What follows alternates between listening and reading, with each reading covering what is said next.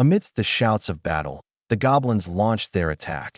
They stretched their battle line long, forming a horizontal dragon, as long as they set the forest on fire.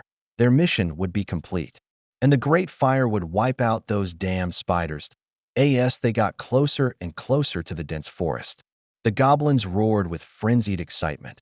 They were still 100 meters away from the dense forest, and they could even see the nervous looks of the spiders among the trees. However, the attacking goblins suddenly felt the sky darken. Curiously looking up, they saw several huge skeleton dragons covering the sky and sun, descending upon them. Skeleton dragons? The goblins rubbed their eyes. Were they seeing things? Why did they see a group of skeleton dragons flying towards them? When they opened their eyes again to confirm, and found that it was not an illusion, that there really were several skeleton dragons flying towards them, the goblins' roars turned from excitement into terrified howls. Roar. The skeleton dragons swooped down, emitting black energy beams. The long, thin battle line became the skeleton dragon's target. The death breath swept across the battle line, and the goblins hit by the breath turned into pale white skeletons in their painful struggles. The goblin formation fell into a panic under the might of the skeleton dragons. Their morale instantly plummeted. They immediately threw away their weapons and fled in all directions. After one round of breath, the skeleton dragons could not unleash a second round of dragon breath. Instead, they directly circled around to the rear of the goblins, blocking the escape route of the fleeing goblins at the same time that in the dense forest.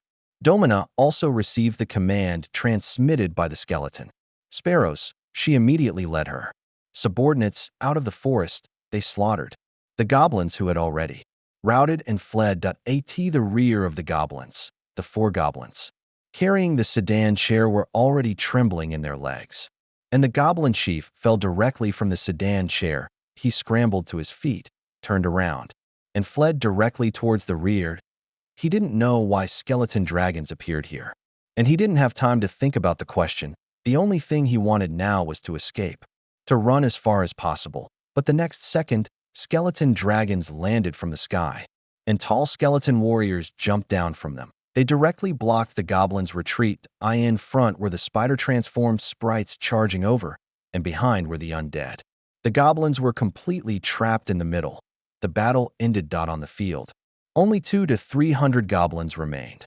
White spider silk bound their hands and feet, and they knelt obediently on the ground. The goblins being guarded were full of fear and confusion in their eyes. With their intelligence, they couldn't fully understand the current situation. The spider humans, orcs, and undead were gathered together, and the person they were obeying was actually a human. What on earth was going on? Why were these races gathered together? Why not kill them? Domina hurried over. Domina wished she could kill all these damned goblins immediately. Or store them as food for the mother spider. Fang Hao glanced at her but didn't explain anything.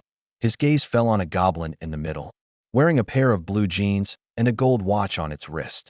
Bring him out. A skeleton troll stepped forward, lifted the goblin chief out, and threw him in front of Fang Hao. Are you the chief? Fang Hao asked. No, I'm not. The goblin quickly denied. Not. Then kill him. No. Yes, I am. I am the chief. The goblin chief said quickly. Fang Hao snorted coldly and warned. If you have any sense, don't play tricks with me.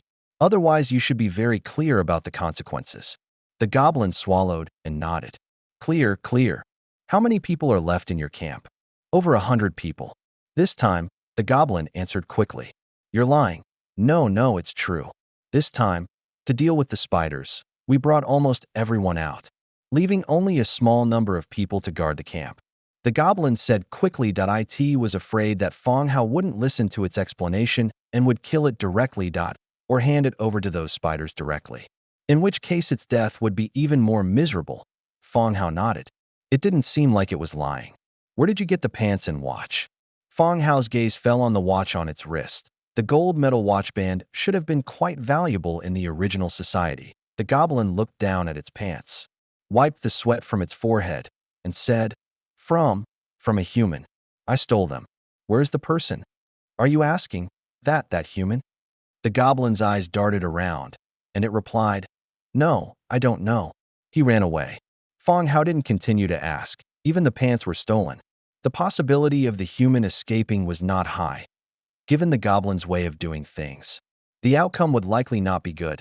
Even now, every day, transmigrators die with different experiences. These things are no longer novel. What everyone needs to do is to ensure they have enough strength to survive.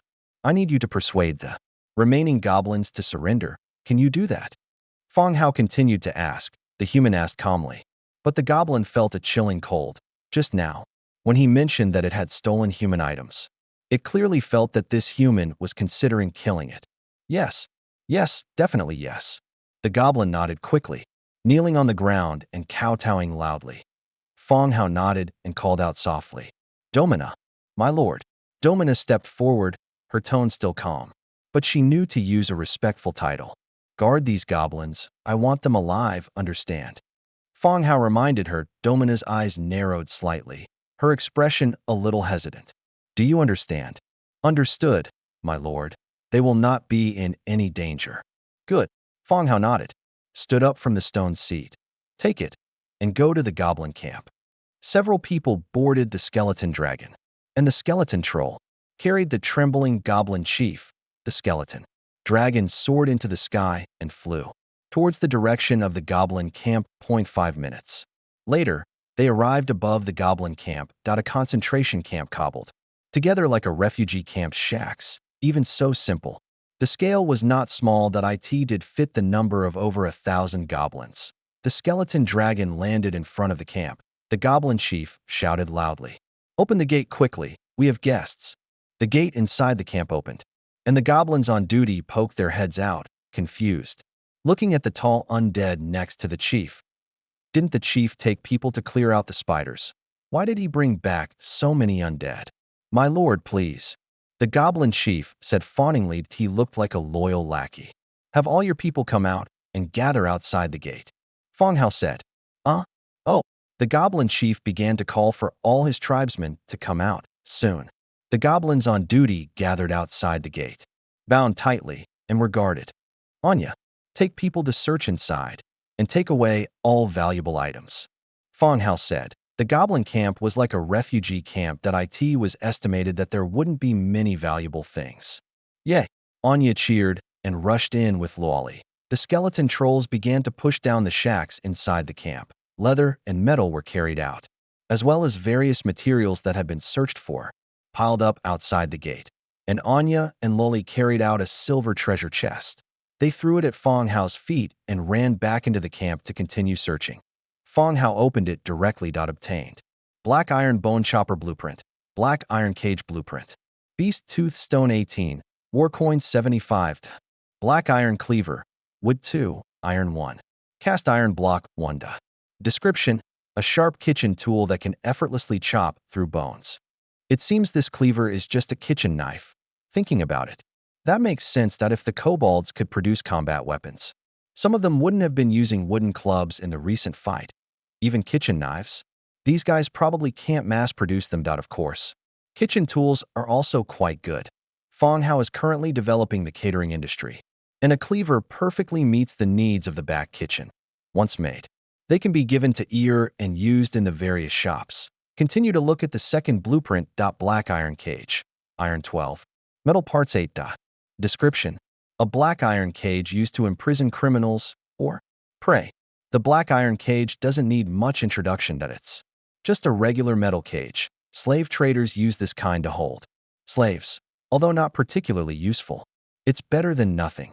You never know when it might come in handy. He collected the blueprints, and the beast tooth stones and war coins were also put into storage. By the time Fang Hao finished reading the blueprint information, and the skeleton trolls were almost done searching. Various items were piled up by category. Resources: wood 34759, stone 24512, thatch 5647, leather 100578, iron 742, food, fruit 1058, meat 10452, salt 854, carrion 458. Furniture: simple wooden bed 872, various cabinets 245, tables and chairs. Dig a pit and bury this carrion. Remember, carrion doesn't count as spoils of war, Fang Hao said loudly. The skeleton trolls took the carrion away, found a pit, and buried it. It had been a long time since Fang Hao had done something like sweeping through a camp. Moreover, the kobold camp really didn't have anything good. The furniture was also very rough, probably so bad that no one would want it even if it was left near a village. There was a good amount of leather and food, which could replenish the food reserves of the weaver camp. Fang Hao, look, and Jia's voice came from not far away. Fang Hao looked over, and Jia and Luoli walked out, and the troll behind them was carrying a large wooden chest in its arms. Bang! It was thrown directly at Fang Hao's feet, and golden coins scattered everywhere from the impact. My goodness, it was a full chest, containing war coins, beast head gold, many gold and silver items, and various gems. The sight of it, like a pirate's treasure chest, made Fang Hao's mouth drop open. He glanced at the dilapidated camp, then at the treasure chest at his feet, finding it hard to connect the two. Where did you find it? Fang Hao asked curiously. It was in a secret room in the house in the middle, and Jia said. Amazing. Fang Hao couldn't help but praise that Jia's ability to find things was better than a police dog's, that no matter where you bury it, she can find it. Warcoin 17855, beast head gold 45362, gold 752, silver 1674, gems 152, jade 165, agate 45, mithril 5. Map, treasure vault. Wow, what a haul. Looking at the gains, Fang Hao couldn't help but exclaim, are these dog-like creatures really this rich? Fang Hao put all the treasure chests into his storage space and looked at the last item. The map. Treasure vault category, single-page map, description, a map drawn by an adventurer, recording the route to the treasure vault. The map name was given by the person who drew it. If this map was drawn by the kobolds, with their intelligence, it would be difficult to confirm the authenticity of the treasure vault. He told the skeleton trolls to start packing, while Fang Hao called the kobold leader over again. "Oh Lord, how may I serve you?" The kobold leader said, bowing. "I didn't realize you were quite wealthy," Fang Hao praised. Yes. Tell me about it. What's the deal with this map?" Fang Hao glanced at the map beside him. The kobold leader saw that the other party had found the map, which meant the treasure he had hidden was also obtained by them. After thinking for a moment, he replied, "Lord, on the east side. On the road to the east, we found a human corpse. The gold, silver, gems, and the map were all found on him. A few months ago, the kobolds ambushed a human team on the road. After killing everyone, they searched and found these treasures and the map. Did you go check the location on the map?" Lord, about that. I haven't figured out the map yet. I haven't found the location," the kobold said with a grin. "All right, go back and squat down." "Oh, okay." The kobold slunk back to the group and squatted down. After hearing the kobold's words, Fang Hao used the Book of the Lord to collect the blueprint, and the location of the treasure vault appeared on the large map. It was located to the east, quite a distance away. It seemed he wouldn't be able to go today. Not long after, the skeleton trolls finished packing the loot. Everyone began returning to the weaver camp. The warehouses of the affiliated villages were shared. As long as it was transported to the weaver warehouse, he could use it directly from the main city later. Returning to the dense forest, the bone dragon dropped the spoils it brought back onto the open ground. Fang Hao jumped off the dragon's back. Domina led people forward to greet him. "Lord, how is the situation?" "The kobold camp has been flattened. These were all searched from there. See what's useful, and anything that isn't can be dismantled into resources and put into the warehouse," Fang Hao said, pointing to the pile of furniture, which formed a small mountain. Excluding the food, Domina looked at the various furniture items, a slight smile appearing on her face. The weaver camp had no furniture. Even the houses were built from webs, although it didn't affect their lives. Having some furniture now was a good thing. "Understood," Domina replied, then turned and shouted to her people, "Pick out anything that can be used. The food and resources should be transported directly to the warehouse." Rustle, rustle, rustle. Countless giant spider hatchlings emerged from the dense forest, like ants moving house. They silently formed a line. They carried food and wood and walked towards the weaver camp. and the spider soldiers began selecting furniture, discussing in low voices what these pieces of furniture were used for. Not long after, the surrendered kobolds also returned under the escort of the skeleton trolls. They squatted together, with the kobolds on the open ground. A reunion for everyone. Fang Hao calculated the number. The kobolds totaled 432 at Weaver Camp, Leader's Lair. Fang Hao leaned against the spider web wall. Domina's expression turned gloomy again. Lord, I feel it's very unfair. Why keep those damned kobolds? They are bandits, and who knows how many people have died by their hands. Fang Hao directly found a slave contract from the Book of the Lord. Signed the kobold leader. From now on, the kobolds will be responsible for mining, Fang Hao said. I sign. You mean, make that damned kobold my slave? The expression on Domina's face softened considerably. If the kobolds became her slaves, then she would have plenty of time to torment them later. Yes, keep an eye on them. Have them mine the ore. Do you understand what I mean?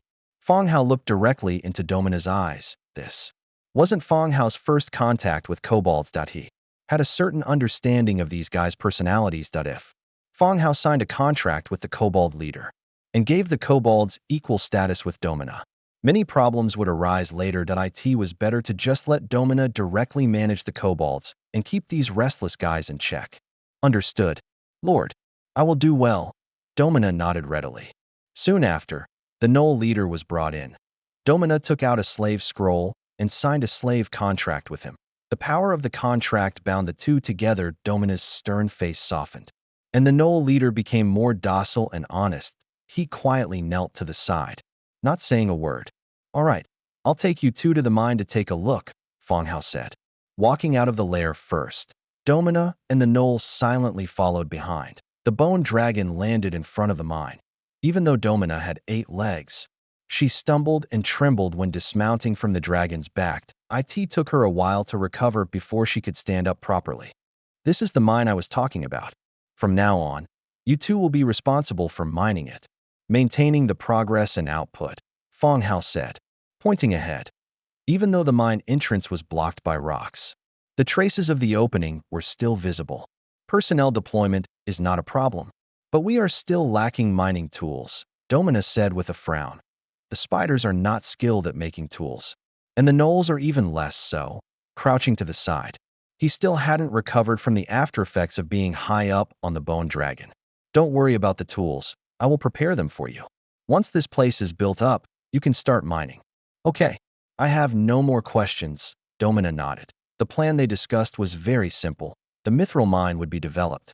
The gnolls would be responsible for mining the ore, and Domina would be responsible for security and logistics. After discussing everything and not thinking of anything else to add, Fang Hao immediately used the Lord's Book to create the tools needed for mining. Hundredfold increase triggered. Obtained 101 minecarts. Hundredfold increase triggered. Obtained 505 flatbed carts. Hundredfold increase triggered. Obtained 1,010 white steel mining picks. Hundredfold increase triggered. Obtained 1,010 mine rails. When the light dissipated and a large number of items appeared before them, Domina and the gnoll looked as if they had seen a ghost. Their faces filled with shock and their mouths agape.to them. The tools that appeared out of thin air were no different from a divine gift, and there were so many of them. Faith Weaver Spider Girl. Domina's loyalty to you has increased by 10 points. Current loyalty is 63. Domina's loyalty increased by 10 points, reaching above 60 points. Returning to the Web Weaver camp. The sun was setting, and night was about to fall. Fang Hao, along with Anjia and others, boarded the bone dragon, intending to return to the territory. Domina, I'll leave a bone dragon for you. After you've dealt with the mine matters, ride the bone dragon to the main city for the hero assessment.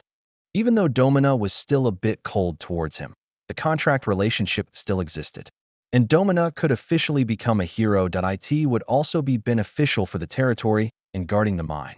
Hearing Fang Hao's words, Domina's expression instantly became a little excited. She took 2 steps forward to support the bone dragon's body, looked up at Fang Hao above, and said, You have a merit trial ground there.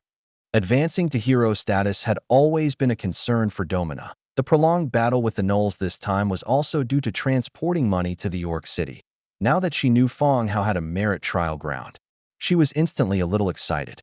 Yes, when you come over, I will arrange the assessment for you. Okay, thank you, sir. Domina thanked him, then awkwardly said again, Sir, I don't have a heart of hero. I will prepare it for you. The same goes for your clansmen. Those who can reach the 10th rank can come to the main city to advance. Fang Hao glanced at the other spiders and said calmly, Thank you, sir. Domina bowed respectfully. Faith Weaver Spider Girl, Domina's loyalty to you has increased by 10 points. Current loyalty is 73. Domina's loyalty increased again. All right, you can go back and get busy. Make sure the mine starts extracting within 2 days. The tools needed for the mine, including mining picks and mine carts, have all been made. It only requires manpower to start mining. Yes, sir. Amidst everyone's salute, Fang Hao patted the bone dragon's neck, soared into the sky, and flew towards the territory. On the other side, in a tavern in Lysa's city, the moon was rising, and it was the busiest time for the tavern. The tavern hall was filled with patrons, drinking beer and loudly chatting about interesting things and women. Bang. Suddenly, the tavern door was pushed open forcefully. The loud noise made all the patrons subconsciously look over. It was a woman who came in. The woman had broad shoulders and long limbs. She had weak-colored skin and wore a brown leather armor.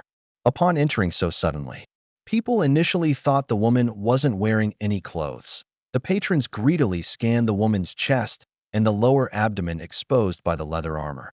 Even in the dim light, muscle definition could still be seen on her abdomen, as well as half of a gray bear head tattoo peeking out from above her waistband. This woman was different from the women the patrons usually saw, full of wildness. Gulp. The patrons swallowed a tea this time. A woman coming to a tavern was not a wise decision, but it was enough to stir up the enthusiasm of the half-drunk patrons. Someone wanted to go up and tease her, but when the woman stepped over the threshold, revealing the dried blood on her chest armor and the long knife at her waist, all the excited men shut their mouths and returned their attention to drinking and chatting. The woman walked in, followed by several burly men with unfriendly faces. What would you like to drink? The boss asked. This was Lysa's city, where the public security was always good. Most people who came here were for drinking, not for causing trouble. Beer, and some side dishes too, the woman said. Okay, just a moment, the boss said, starting to prepare food for the group. The beer was brought over. The woman took a sip and asked in a low voice, Boss, do you know someone named Hodge? I have a letter here from his friend, who said he often drinks here. The woman said, patting her backpack. Hearing the woman's words, the boss was slightly taken aback. No one would believe that kind of excuse, and Hodge was a notorious drunkard here. If he had even one friend, he would talk about it for days. Looking at the group's attire, they looked more like they were here to collect a debt from Hodge than to deliver a letter. Don't know him, the boss replied and continued to busy himself. The woman continued drinking and didn't say much more. Bang. Just as the group was drinking and eating, from a seat further inside, a chair was kicked over, and a staggering old man stood directly on the table. He shouted loudly, Look here, this is the scar I got when I fought the vampires, and it's the most precious military medal of my life.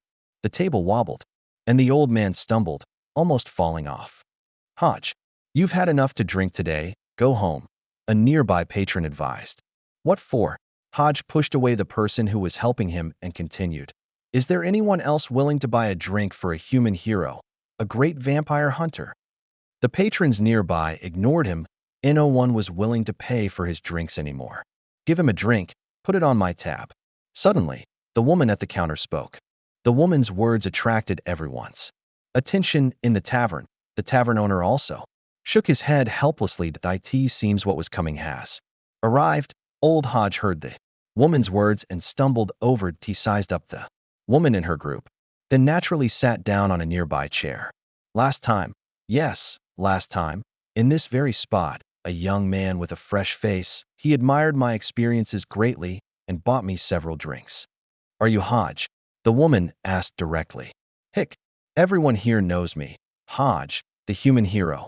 A mug of beer was placed in front of Hodge, and the owner subtly winked a few times. But Hodge's eyes were fixed on the mug when the beer arrived. He gulped down several mouthfuls. So, you really have the blueprints for dealing with the blood race? The woman continued to ask. Hodge was startled. Hick, of course I do. I remember the young man who sat here last time asked the same thing. Let's make a deal. I'll buy you a few more drinks, and you give me the blueprints, the woman said. All right, at least buy me one more drink. No, no, 5, no, at least 10. The woman took out money and threw it on the counter. Give him 10 mugs. The tavern owner saw that the woman in front of him was no ordinary person.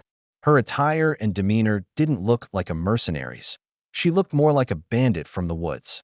Miss, he's a drunkard who comes here every day bragging about this stuff. Please don't take him seriously. Take your money back, the owner said. Pushing the money back, he was afraid Hodge would cause trouble. Give him 10 mugs. And use the rest of the money for some bar snacks. Make them salty, the woman said in a deep voice. The owner, helpless, took the money and brought Hodge 10 mugs of beer. Soon, the 10 mugs of beer were down by old Hodge. When all the beer was gone, the woman continued, according to our agreement, you can give me the blueprints now, right? Hick. Ha ha ha. All right. But this time, I didn't bring them. I'll give them to you next time I see you. With that, Hodge stumbled out of the tavern. The woman and her subordinates exchanged glances, following closely behind. They also walked out of the tavern. The owner shook his head helplessly. It seems Hodge has offended the wrong people. When Fang Hao returned to his territory, night had already enveloped the land. The bone dragon landed in the city, and Fang Hao leaped down from its back. Send the corpses to the skeleton conversion ground, and carry all this gold, silver, and jewelry to the city lord's manor basement. Fang Hao commanded loudly. The skeleton trolls also leaped down from the dragon's back and began to act according to Fang Hao's instructions. The corpses were all those who died in battle, hit by the bone dragon's death breath. They had turned directly into skeletons, which made them quite easy to carry. He didn't expect the kobolds to convert into any useful units. But he would see if the spider humanoids converted into units with any good attributes, returning to the Lord's manor. Eeyore also came out to greet him. Master, did everything go well today? Eeyore asked with a smile. It went well, and the harvest was quite substantial. Fang Hao also smiled and sat down on a chair in the hall. Skeleton trolls carried in wooden boxes filled with gold coins and gems. Eeyore also showed a surprised expression. Wow, that's so much. Eeyore, is dinner ready? Anya also rushed in. Almost ready. Wait a moment. After saying that, Eeyore went back into the kitchen and started getting busy. Soon, a sumptuous dinner was served. Since they returned relatively late today, Luali didn't make it for the maids' dinner time. She also sat in the dining room and ate with them as soon as they started eating. The two began recounting the day's adventure stories, point one on the left and one on the right. They sandwiched Eeyore in the middle and began narrating with great enthusiasm. On the other hand, listened with great interest. Seemed they should take Eeyore and the others out sometime if there was a chance. They were getting bored silly staying cooped up in the territory. Even Anya and Luali's stories were so exciting to listen to, while the three chatted animatedly. Fang Hao opened his lord's book to pass the time. He turned to the regional channel to see what everyone was talking about. Black iron one-handed axe, green. A green quality axe, a powerful combat weapon. Interested parties make an offer. There are so few unit types that are good with one-handed axes, and you're selling it so expensively, unless it's a special unit type. For normal units, using a battle axe is just a burden. The attack speed is very slow. Battle axes probably don't sell well, right? Look at the ads as Fang Hao the big shot is selling. They've been listed for over a month now. How many have been sold? Damn, what you guys are saying is making me lose confidence. How about I lower the price? Black iron one-handed axe. How much is it? And how many do you have? Suddenly, someone asked. Fang Hao actually knew the person asking the price. Su Yang, the one who contacted him about the troll business. For units of iron or resources of roughly equivalent value. I have 12, and if you need more, I can make them for you overnight. Okay, let's talk in private message. Their conversation ended. They must have gone to negotiate the price in private chat. Su Yang buying equipment made Fang Hao ponder a bit. he was attached to the trolls, his identity more like a slave driver, mining resources or doing some auxiliary work for them. The trolls didn't even allow him to recruit units.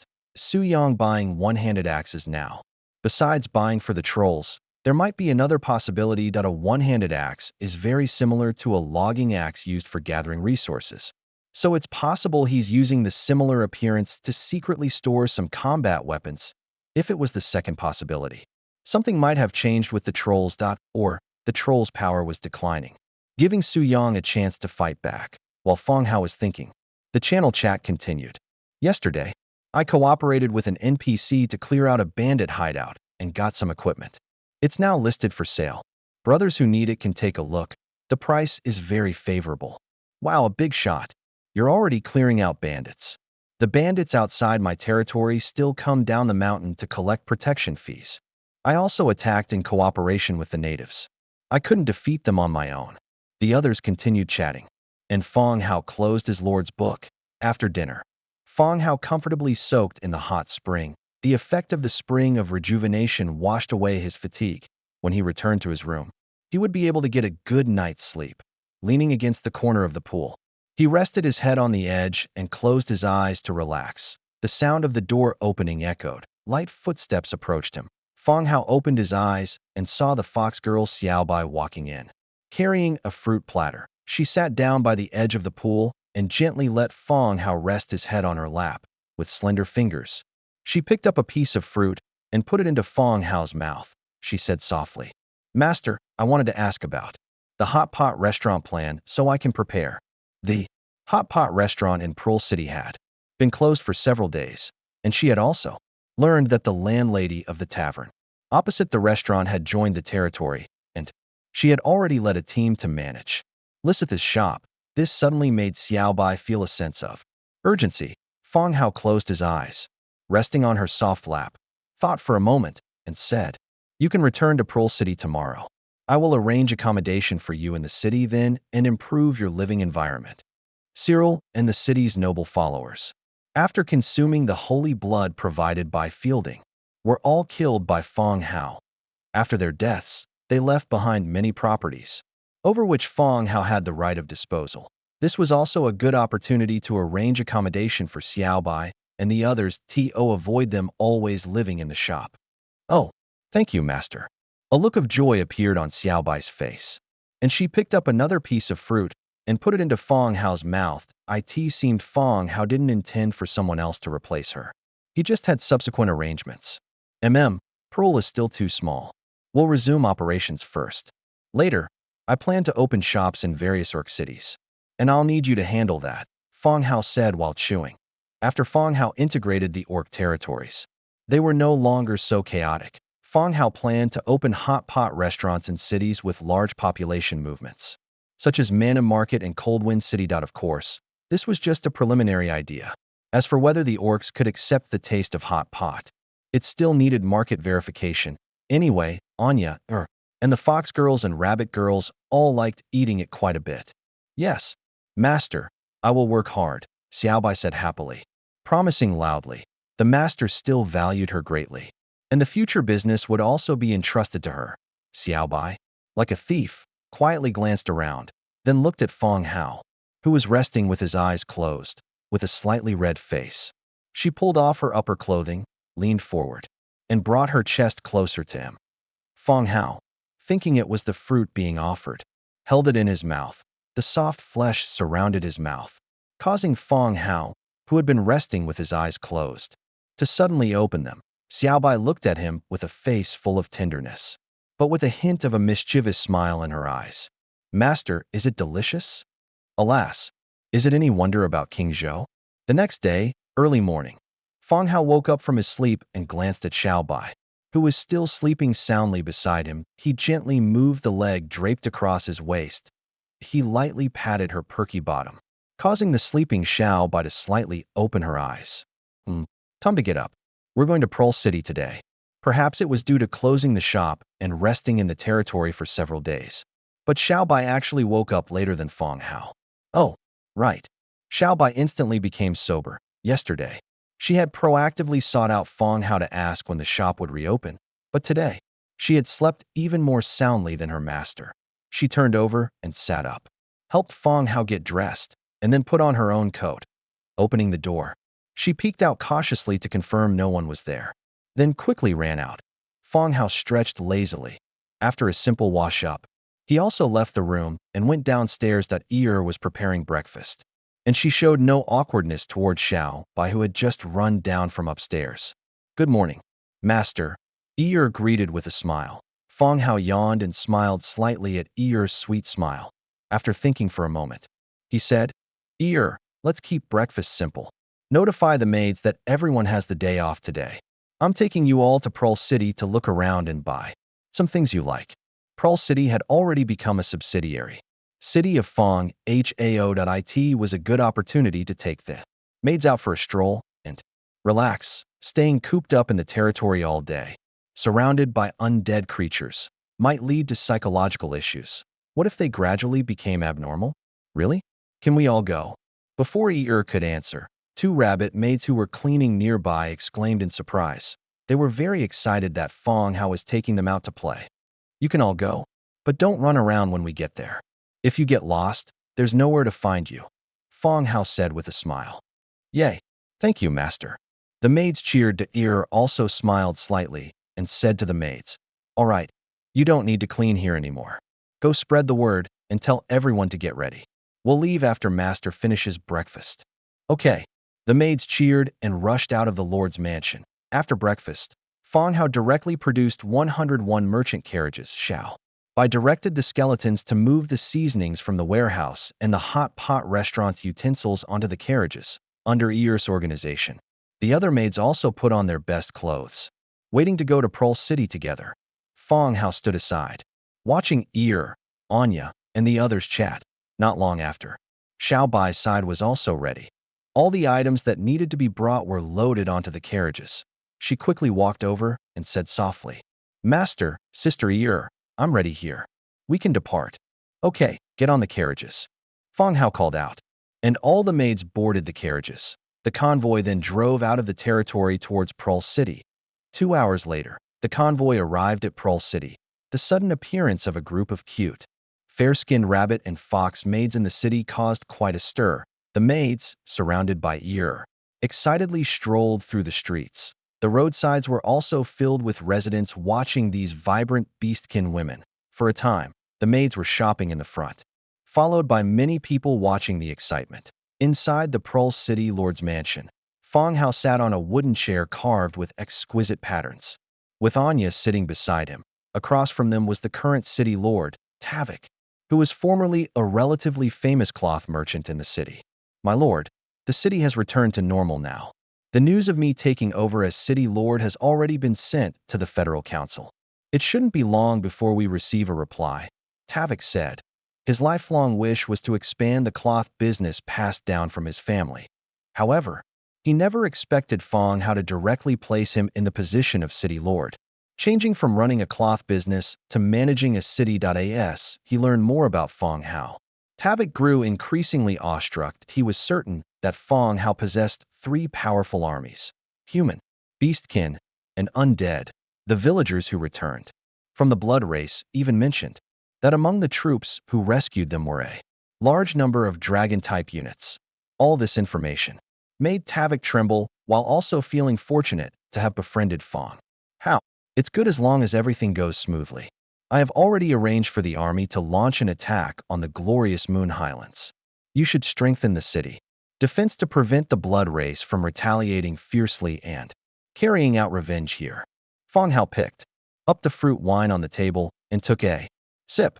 Fang Hao was quite satisfied with Tavik's efficiency. He had easily glossed over the matter of the blood race colluding with Cyril, turning it into a very ordinary city lord handover.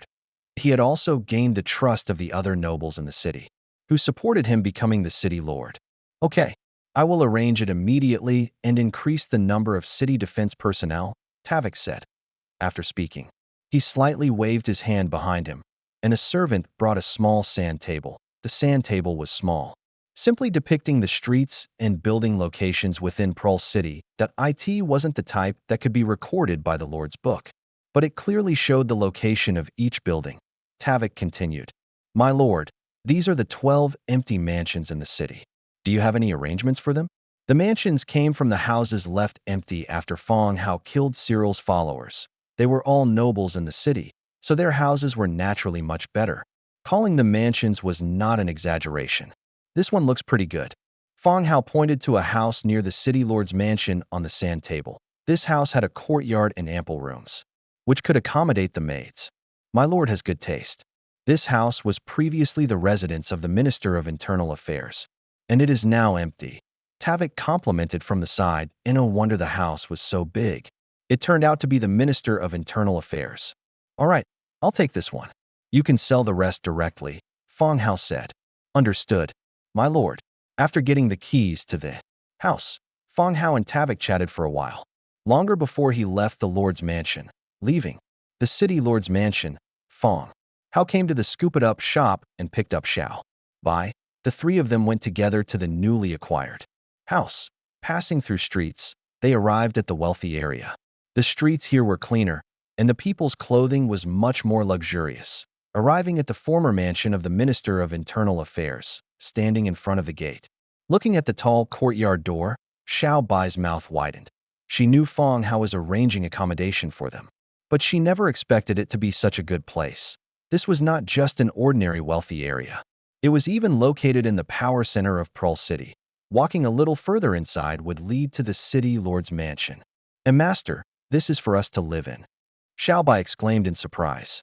Yes, the daily necessities inside should be complete. You can allocate the rooms yourselves when you get there. Fang Hao took out the key, unlocked the door, and pushed it open. The large gate opened, revealing a huge courtyard. Fang Hao nodded with satisfaction.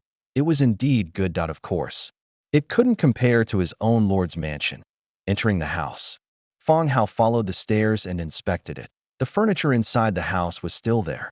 It seemed Tavik had only expelled the residents and had not looted the items inside the house. Fang Hao, look at this. Anya's voice came from a room. Fang Hao walked in following the sound. The room had a desk and bookshelves. It seemed to be the study of the Minister of Internal Affairs that I in Anya's hand. She was holding a beautifully crafted curved saber. Let me see. Fang Hao walked forward. Anya handed over the curved saber in her hand. Fang Hao took it, and the weapon's attributes appeared. Curved sword of atonement, purple, type, one-handed sword damage, tier 3 damage, description, a curved sword that killed its own master. Legend says anyone who obtains this weapon will walk towards death and pain. Following the sword of delay, rapier of delay, and longsword of delay. This is the 4th sword of delay. Looking at its shape, Fang Hao thought it was a scimitar, seeing its attributes. The name is actually curved sword of delay. Fang Hao didn't have much research on weapons. He only felt that in terms of appearance, the curved sword and the scimitar seemed to be the same. Is this the one you've been collecting? And Jia asked from the side. She wasn't very interested in these crafts, but knowing that Fang Hao was looking for them, she helped to pay attention. Yes, I didn't expect there to be one here. He really didn't expect that the Minister of Internal Affairs would collect a sword of delay. It seems that he also needs to tell Tavik to help him pay attention. If he can find more weapons of the delay series, it would be good to send them to him. He put away the weapon. Xiao Bai's little face was flushed, and she came over. What's wrong, master? It's nothing. Here's the key.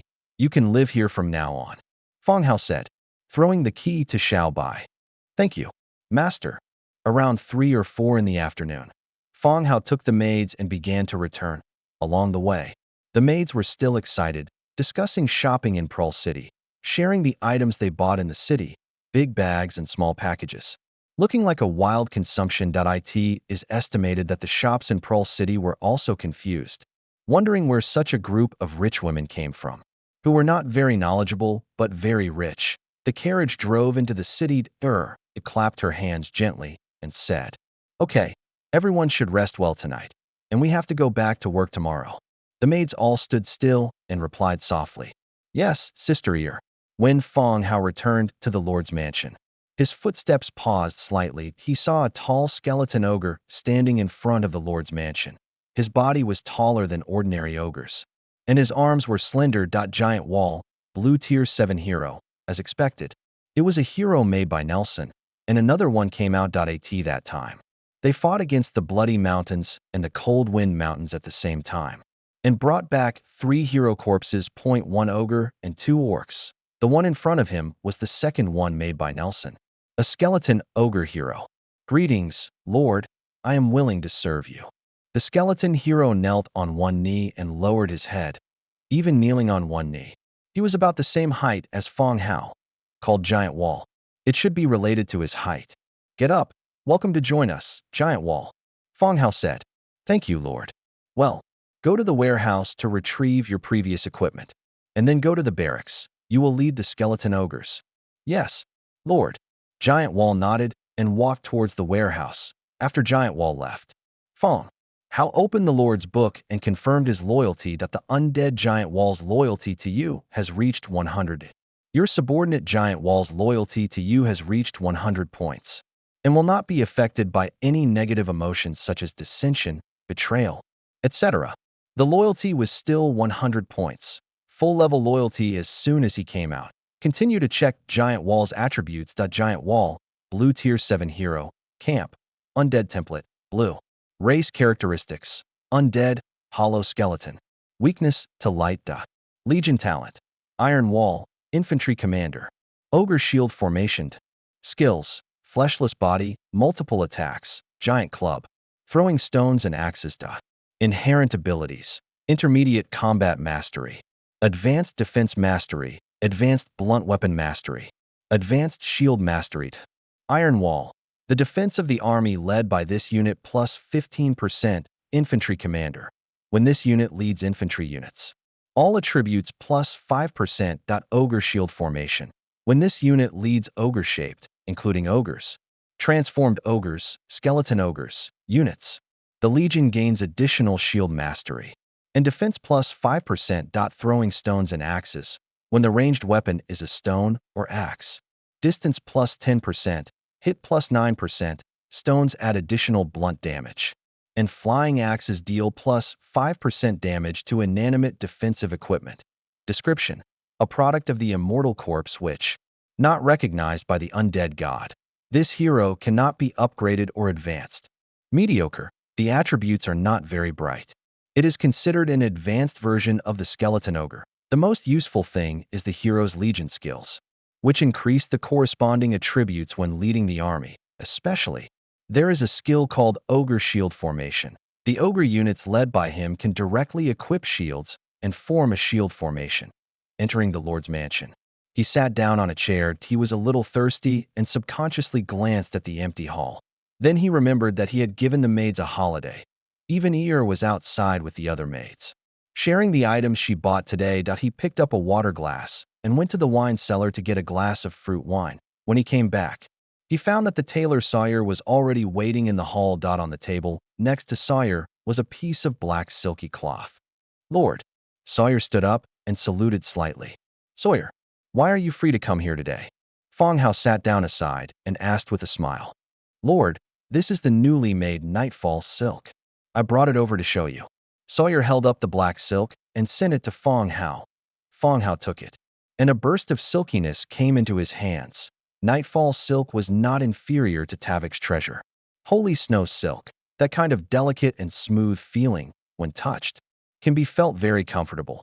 But what Fang Hao liked most was the faint shimmering pearly luster on the silk. It was like the bright starry sky in the night. In Fang Hao's opinion, the expressiveness of Nightfall silk was better than Holy Snow silk.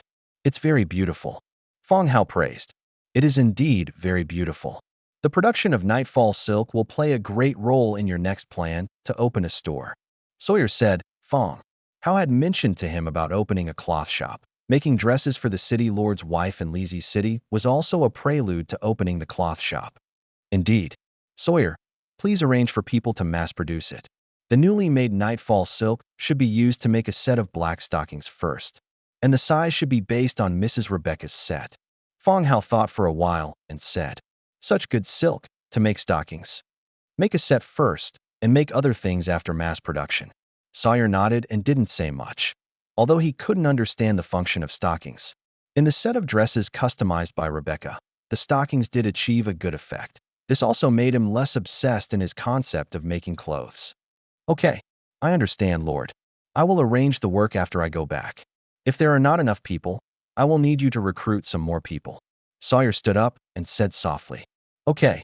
Fang Hao nodded. Sawyer saluted again, holding the nightfall silk, and walked out of the room.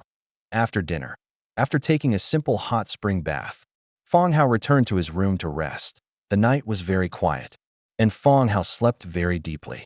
Master, suddenly, a slight shaking came from his arm, and Fang Hao suddenly opened his eyes in the dim light.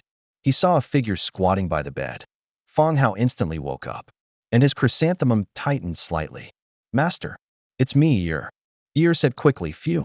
Fang Hao let out a breath and said angrily. Ear, you should have come earlier. This time is really a bit late. Ear's face turned slightly red. She glanced at Fang Hao's bare chest and explained. Master, a guard came from Lizi's, saying that according to your instructions, he brought the blueprints for dealing with vampires and is waiting in the hall. What? The people are back. Fang Hao stood up directly.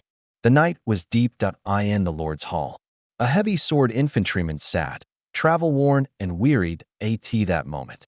Hurried footsteps came from the staircase. He put down his water cup and stood up to wait, seeing the Lord coming down from the second floor. He immediately bowed and saluted. Greetings, Lord. Thank you for your hard work, Fang Hao said softly, not daring to delay your plan. My lord, this is the blueprint I brought back, the infantryman said. Handing over the blueprint in his hand, stepped forward to receive it and handed it to Fang Hao. Hard silver sand production blueprint. Hard silver ingot production blueprint. Hard silver arrow production blueprint, green. Hard silver one-handed sword production blueprint, green. A total of 4 blueprints. Hard silver sand, tin cast iron block 1. Silver or 1 die. Description: by mixing, the hardness of silver is increased. Hard silver ingot, cast iron block 1. Hard silver sand 5. Silver or 2 die. Description: a hard silver ingot made through complex processes. Hard silver arrow, 10 hard tough wood 1. Iron 1. Hard silver ingot 1. Description: arrows mixed with silver. The arrowhead is brilliantly silver, but the silver is soft and difficult to recycle and reuse multiple times. Hard silver one-handed sword, cast iron block 2. Hard silver ingot 2. Thick tough leather 1 die. Description: a gorgeous silver one-handed sword, difficult to withstand prolonged combat. 2 material production blueprints. 2 weapon blueprints, especially the hard silver ingot, which can actually be produced if the hard silver ingot also needed to be processed by a forging furnace. I'm afraid the battle at the front would be over before many ingots could be made. Both weapon blueprints are green and related to silver. And silver. This metal is soft, even after multiple hardening processes. According to the description, it is still not suitable for use on the battlefield if it didn't have a special effect against the Blood Clan. I'm afraid silver. This metal would not be used to make weapons, not durable, and the cost is even higher than an iron sword. Okay, thank you for your hard work. Fang Hao then looked at Air. Arrange a place for him to stay and rest in the territory for a night before returning. Within the territory, there are many vacant rooms, so there is no worry about not having a place to stay. Yes, Master. Thank you, Lord. The infantryman followed Air away, and Fang Hao also collected the obtained blueprints. It is already late at night, so he can only wait until tomorrow morning to make them and send them to Dimika. Early morning. In a daze, the sound of a conch shell blowing came from his ear. Fang Hao instantly opened his eyes. This is the sound of the sound transmission conch receiving a message. Turning over, he looked at the bedside, and sure enough, it was a message returned by Dimika. Picking it up and putting it to his ear, he heard Dimitka's voice. Lord, the army has arrived at the border of the Radiant Moon Highlands and has begun to establish a camp. It is expected that an attack on the Blood Clan will be launched tomorrow. The information is short, but it expresses all the information. Dimika led the army for 2 days and 2 nights, because the undead army can travel day and night. The progress will be much faster than normal marching speed. According to the original plan, after Dimika arrives at the location, he will begin to build a camp first. After that, using the camp as a base, he will launch an attack on the Blood Clan. The construction of the camp is also to facilitate the relaxation of logistical supplies so that this army will not become an isolated force, only able to charge forward. Fang Hao turned over and sat up, put on his clothes, and walked directly out of the Lord's mansion.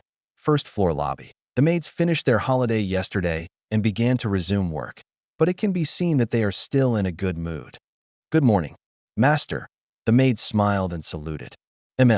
Good morning. Fang Hao was about to walk out of the Lord's mansion, but stopped and said to a maid, "Go find the blood hunter and ask him to find me outside the territory." Oh, okay. The maid nodded and ran to find the blood hunter. Outside the territory, on the empty open space, Fang Hao opened the Lord's book and began to make the blueprints he obtained yesterday. First, use the hundredfold amplification to make hard silver sand and hard silver ingot. After the two items are completed, continue to make hard silver arrows and hard silver one-handed swords. Hard silver arrow, 10 hard tough wood 1. Iron 1, hard silver ingot 1. Production quantity, 5,000. Hundredfold amplification triggered. Obtain 505000. 1 quantity is 10 hard silver arrows, plus the effect of hundredfold amplification. The number of arrows directly reached 5 million. Whoosh whoosh whoosh. A dazzling light emerged, and patches of hard silver arrows appeared on the open space in front of him. Fang Hao picked up one. The arrowhead of the hard silver arrow is exceptionally shiny, and you can faintly see delicate patterns. Compared with ordinary black iron arrows, the appearance is much better. He beckoned a team of skeletons to bundle the scattered arrows. Fang Hao continued to make hard silver one-handed swords. Hundredfold amplification triggered. Obtained mithril one-handed sword 101000. Patches of one-handed swords reappeared before his eyes, scattered messily on the ground. Whoosh. Just then, the blood hunter landed from the front, flashing huge bat wings. The city gate. The newly joined hero, Great Wall, also walked here, seeing Great Wall's current attire. Fang Hao also knew the origin of his title. Great Wall held a huge iron shield in his hand. The shield was as high as 5 or 6 meters and as wide as 3 or 4 meters, just like holding half a city gate. "Lord, were you looking for me?" the blood hunter asked softly, glancing at the equipment all over the ground. Dimika has arrived at the border of the Radiant Moon Highlands and has established a temporary camp. Fang Hao walked out of the pile of equipment. "Lord, do you mean? You are good at commanding flying troops. I plan to recruit another batch of aerial troops, led by you, to cooperate with Dimika to capture the Radiant Moon Highlands as soon as possible." Fang Hao said his thoughts. The territory must have a hero to guard it. Skeleton heroes are the best candidates for guarding the city. They have no personal emotions and put the territory in Fang Hao's interests first. Jia acts as Fang Hao's bodyguard and will follow Fang Hao out, and Xiao Yu, although she has also been promoted to a hero, basically doesn't come out during the day, and she is not good at commanding troops, not to mention Nelson. Fang Hao felt that he hadn't seen him for a month. He was afraid of exhausting this old man. Now it's good.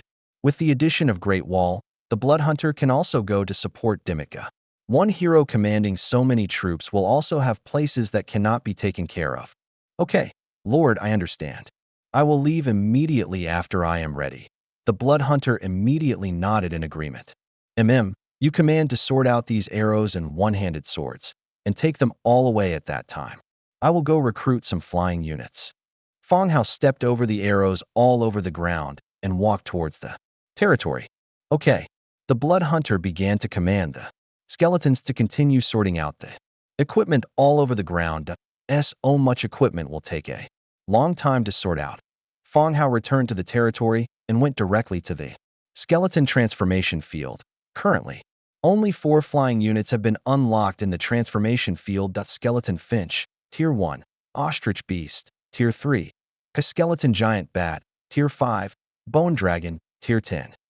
Skeleton Sparrows have no attack power. Fang Hao only used their small size and high compatibility for reconnaissance in the past. Ostrich Chicken Beast, Tier 3. This unit appeared very suddenly to be why the time Fang Hao discovered it. It had already been converted into a skeleton unit. Its appearance is a combination of a chicken, an ostrich, and a lizard.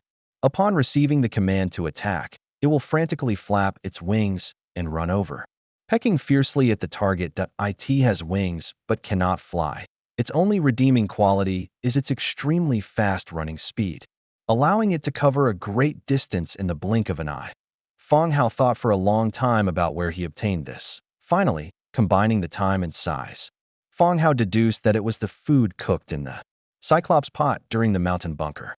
Operation.it was brought back by the skeletons, along with the loot, and eventually transformed into the current ostrich chicken beast. Of course, neither the skeleton sparrow nor the ostrich chicken beast were Fang Hao's targets.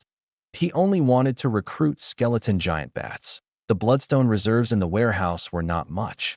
Only 127. Besides those obtained from exploring locations related to the blood race.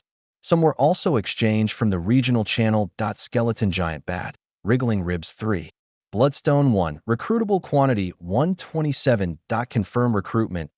Hundredfold amplification triggered. Recruited skeleton giant bats 12827.12,000 skeleton giant bats landed on the open ground around their empty eye sockets, all looking down at Fang Hao. All right, wait outside the territory. Whoosh. More than 10,000 skeleton giant bats flapped their wings and flew towards the outside of the territory. After recruiting the skeleton giant bats, Fang Hao returned outside the city again. As for the Tier 10 bone dragon, Fang Hao did want to recruit it, but unfortunately, he didn't have any dragon crystals. Arriving outside the territory, large numbers of skeleton warriors were still bundling the arrows. The number of arrows was too large, and even with a large number of skeletons mobilized, it would take some time. Blood Hunter, the bone dragons in the territory are under your command, Fang Hao said. The number of bone dragons in the territory was 70. The rest were arranged in the fortress and subsidiary cities. Looking at the number of arrows, it seemed that even with bone dragon transportation, it would require several trips. Okay, sir, Blood Hunter nodded in agreement. Fang Hao also stayed behind, directing the skeletons to organize the equipment scattered on the ground. By the time Blood Hunter was sent off, it was already noon. Looking at the simple sundial he made in front of the Lord's mansion using a wooden stick and a small iron sheet, he adjusted the gold watch on his wrist to 12 o'clock. His method was not accurate, and the sundial was not made to standard, but these were already enough.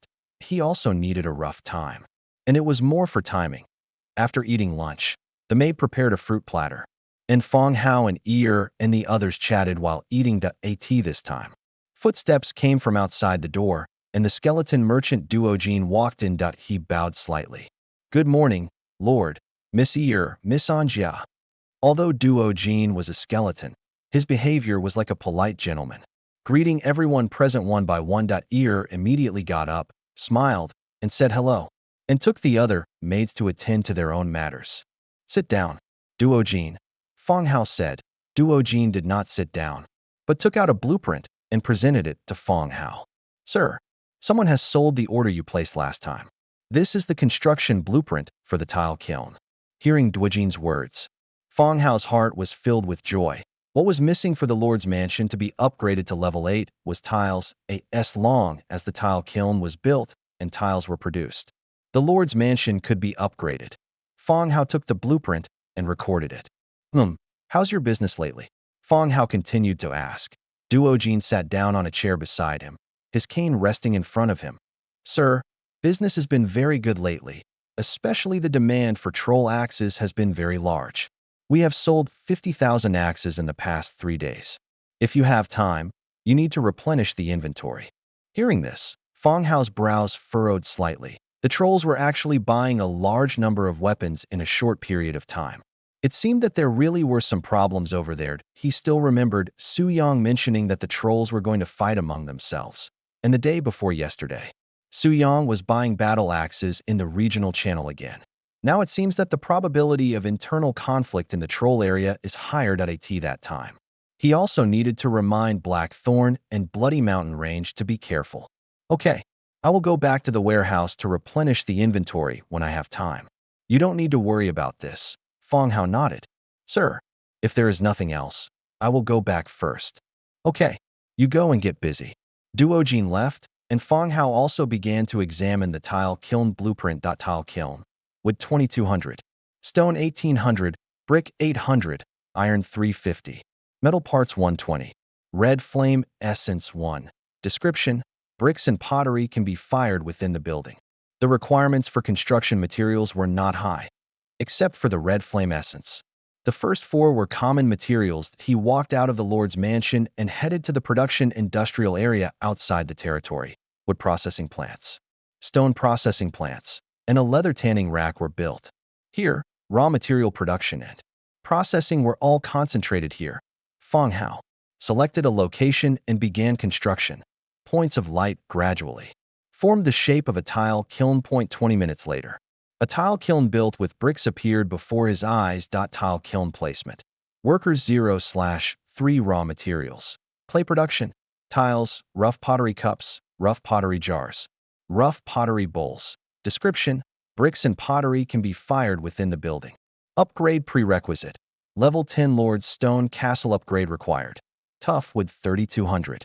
Stone 3500. Brick 2200. Fine stone slab 500. Cast iron block 500, metal parts 350. Red flame essence 2. Looking at the description of the tile kiln, Fang Hao raised an eyebrow. It could produce quite a few items. Besides tiles, there were also rough cups, bowls, and jars. Currently, the cups and bowls used in the territory were all made of wood. He could make some cups, bowls, and jars. Besides replacing those in the territory, he could also send them to the shops.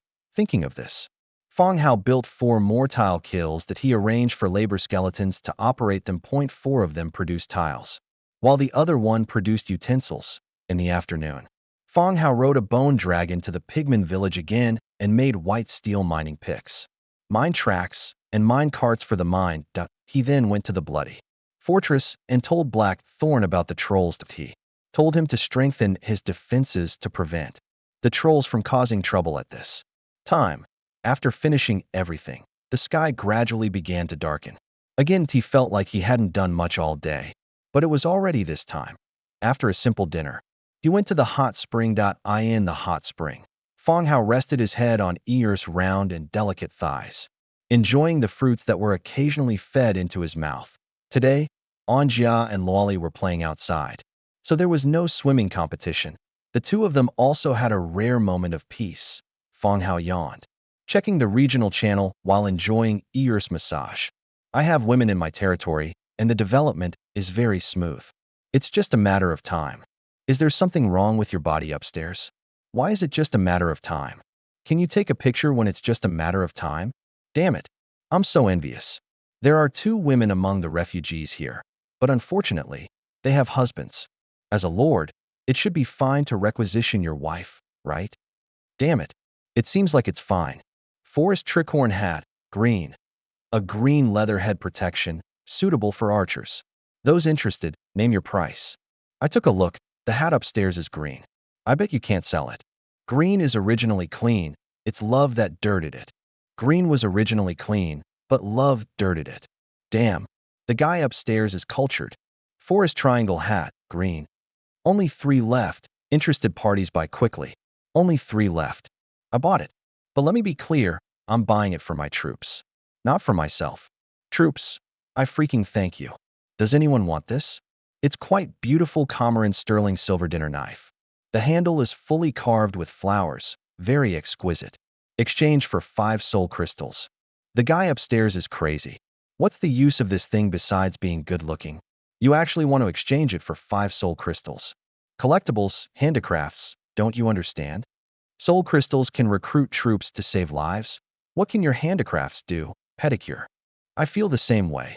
And this channel isn't the West. We all use chopsticks. You want to sell a dinner knife so expensive. This silver dinner knife, will you sell it for 1 soul crystal? Someone suddenly spoke. Sell. Let's trade. Damn. Someone actually bought it. Yeah, there are so many rich people in the channel. Ding. Fang Hao was watching the regional channel to pass the time when a private message suddenly rang. Opening it up to take a look. It was Dangbin, the lord from whom he purchased flax, outside Dangbin's territory. There was a large field of flax to at that time. Fang Hao shouted in the channel to buy flax, and the two reached a cooperation. Fang Hao exchanged resources for the other party's flax. For a long time, the two had a fairly pleasant cooperation. Is Boss Fang Hao there? I want to ask, will your demand for flax be large in the future? Demand? Fang Hao is preparing a fabric store and also increased the number of skeleton tailors. It can be said that there is a stable supply of flax. But the other party's question made Fang Hao suspect that the other party wanted to raise the price. Fang Hao had just typed demand is average and hadn't chosen to send it when the other party sent another message. Boss Fang Hao, I've encountered some trouble here if your demand for flax is large. I want to discuss the exchange method for flax with you. Seeing this message, Fang Hao understood what the other party meant. He deleted the words he had typed and replied, What trouble have you encountered? Is there anything I can help with?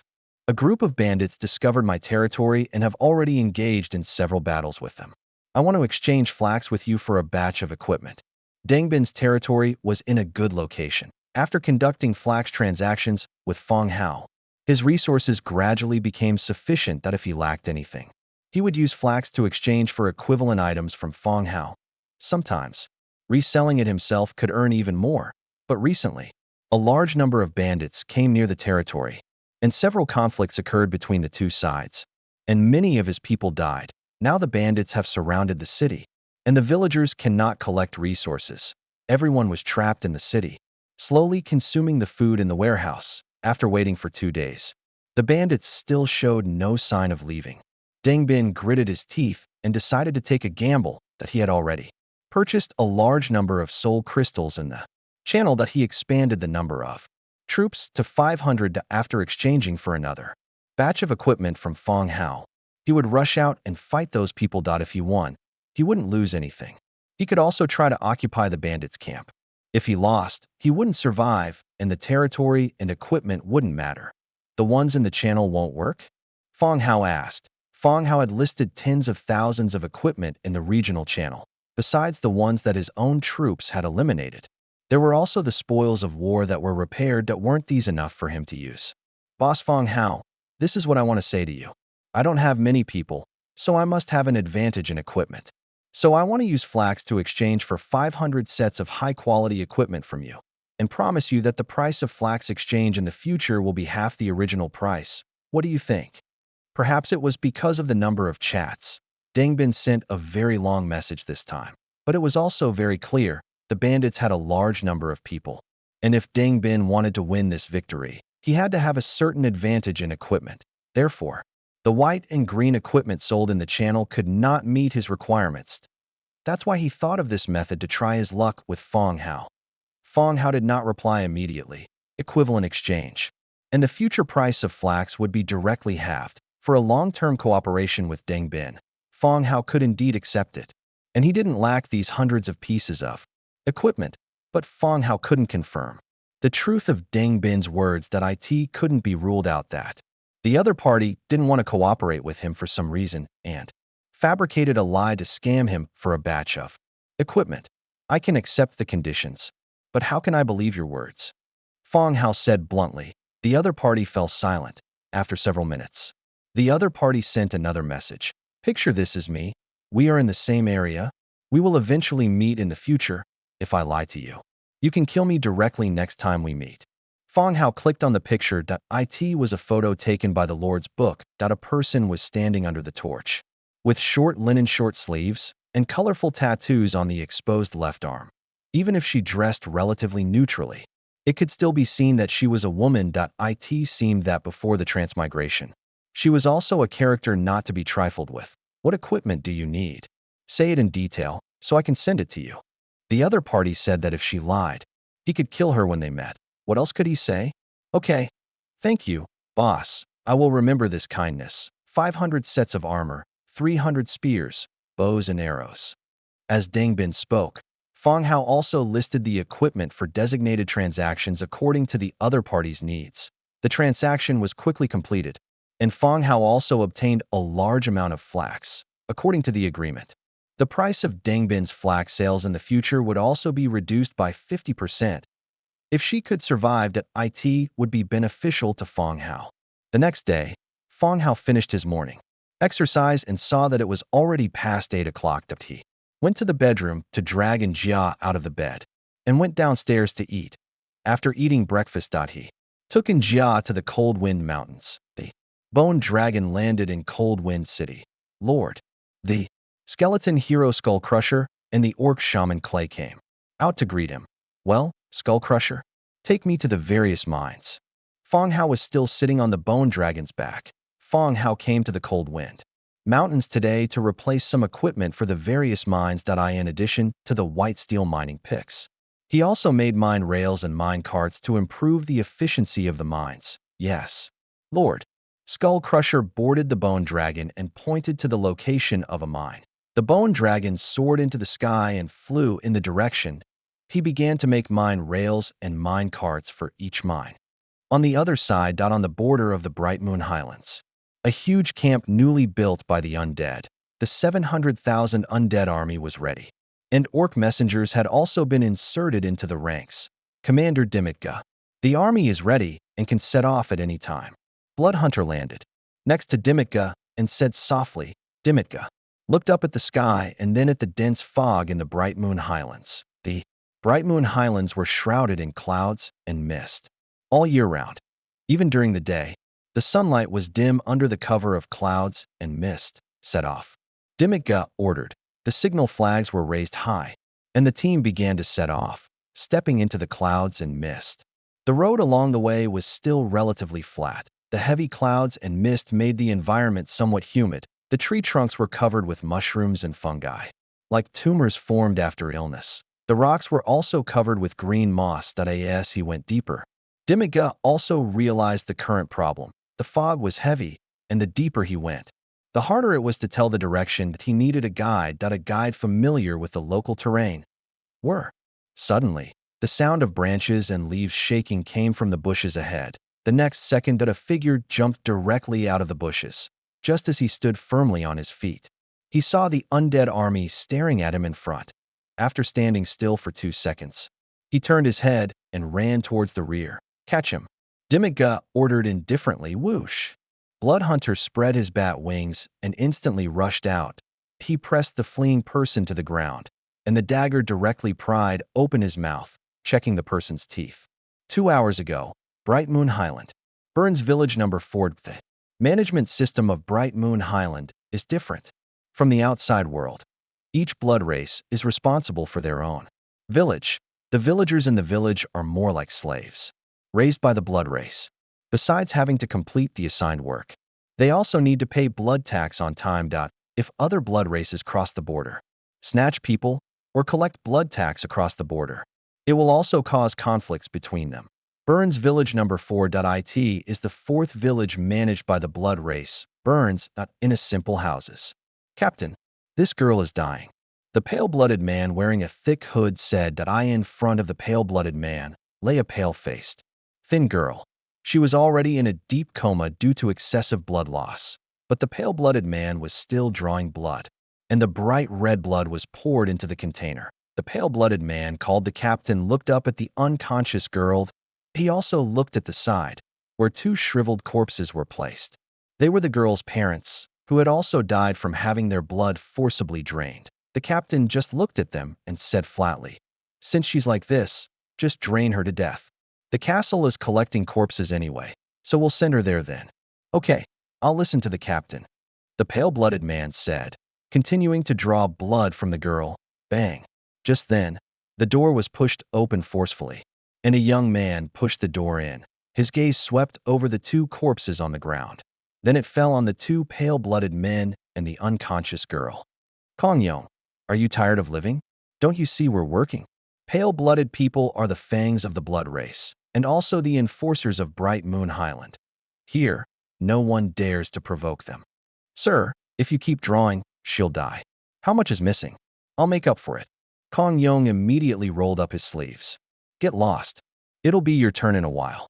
The pale-blooded man cursed and continued with his work. Hearing the curse, Kong Yong's eyes narrowed instantly, looking at the pale-blooded man who was drawing blood with his back to him. He gave a look to the only remaining militiaman beside him. He quietly drew out the silver dinner knife hidden at his waist. However, the dinner knife had been sharpened, and the tip was sharp and pointed. The next second, He directly lunged at the captain, covering his mouth with one hand. The dinner knife was stabbed into his neck. The silver dinner knife pierced the skin, and the pale-blooded man's neck began to swell and burst. Kong Yong stabbed several more times, directly turning the pale-blooded captain's neck into a mess of flesh beside him. The militiaman was already fighting with the other pale-blooded man, but he immediately stepped forward. He stabbed the dinner knife into the pale-blooded man's heart. The two pale-blooded men were dead, and a strong smell of blood filled the air. Fortunately, the villages were independent, so it wouldn't attract pale-blooded people for the time being. Kong Yong gasped for breath, hearing the rustling sound outside the door. Taking a deep breath, he said, "You handle this place. I'll go explain to the villagers. We'll leave before dark." "Okay, sir." Walking out of the room, a lot of villagers had already gathered outside the door. Their faces were pale, and they looked at Kong Yong somewhat at a loss. The village was not big, and the population was not large. Many people had just heard the screams of the pale-blooded men. "Everyone listen to me. This time the blood race is going to reduce the number of villages and drain everyone to death. Maggie's parents are already dead in the room. You can go in and see." Kong Yong sat down and said that one below really went to check. They just stood there silently. Kong Yong continued, "I found a way to leave. Before dark is our only chance. Then everyone will go out with me and live in a human city. Can we get out?" A villager asked. "Yes, I won't joke with my life. Everyone go back and pack your things now. I'll go confirm the route and come back at noon to pick you up and leave together." Kong Yong's eyes narrowed, and he reminded coldly, "Everyone supervise each other. If anyone informs the blood race, none of us will survive." The villagers hesitated for a moment, but there was no other way, so they could only nod and agree. Kong Yong carried his backpack, opened the big map on the Lord's book, and walked towards the border. All the way forward, he could feel the mist becoming thinner. He should be getting close to the edge soon.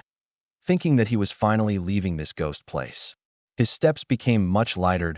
He even took a big leap over the bushes in front of him, directly crossing them. However, as soon as he landed, Kong Yong's face suddenly changed. Dense bone armies had already blocked his way. What the hell is going on? He turned around and ran away in the next second, but after only 2 steps, he was pressed down by a huge force. A cold dagger pried open his mouth, and a skeletal finger was touching his teeth. Human, and not a pale-blooded person. The blood hunter threw him directly in front of Dimika. The human on the ground was in his 20s and was thrown around by the blood hunter, making him dizzy. Dimika looked at the human on the ground and asked, "Whatever I ask, you answer. If you answer well, I can spare your life." The image of the lizard man still made the human move back 2 steps. But a lizard man, compared to the endless bone army, was not so terrible. The human nodded, indicating that he understood. "What's your name?" Dimika asked. "Kong Yong." As Kong Yong answered, his pupils suddenly contracted. Ancient blade, Dimika, orange tier 5 hero, and the bat-winged skeleton touching his teeth was also a hero. Blood hunter, blue tier 5. What's going on? He had only seen someone share a green hero template in the regional channel. Now 2 heroes appeared at the same time. The lizard man at the head was even an orange hero. "Very good. Kong Yong, why are you here?" Dimika continued to ask. Kong Yong cautiously confirmed that there was no chance to escape and replied honestly, "I plan to walk out of this fog." "So you live here?" "Yes, I live in a nearby village. Recently, the blood race has increased the amount of blood tax, and several people in the village have been drained to death. I want to find a way out." Kong Yong explained, "For the indigenous people who are difficult to change their minds, transmigrators are more likely to accept racial differences compared to those blood-sucking blood races. The undead and lizard men in front of him were at least willing to communicate peacefully with him." "Good. Kong Yong, I feel your courage. If you were born in a human city, you would be a righteous warrior or become a hero," Dimika said. Kong Yong frowned slightly at the lizardman's sudden praise before he could continue to answer. Dimika continued, "Kong Yong, now I need a guide to show us the way." Kong Yong, who had just stood up, heard this sentence and his legs softened again, but he was held up by the arms by the skeleton behind him. "How is it?" Kong Yong swallowed again and whispered, "Are you going to cause trouble for the blood race?" "Yes, big trouble. Kong Yong was silent for a moment, then looked up again. Okay, I can be your guide, but you have to help me rescue the people in the village first. Otherwise, they will all be killed by the blood race before dark. Okay, with you here. We can also distinguish between villagers and pale-blooded people. Kong Yong glanced sideways and said hesitantly, Can you give me a sword? The kind that can defend myself. Dimika took a shining silver single-handed sword and handed it to Kong Yong. Continuous blood drawing had kept Kong Yong's body in a weakened state for a long time, and holding the single-handed sword felt like a heavy burden. All right, Kong Yong. Now show me the location of the village and the blood race. Kong Yong nodded and pointed in the direction.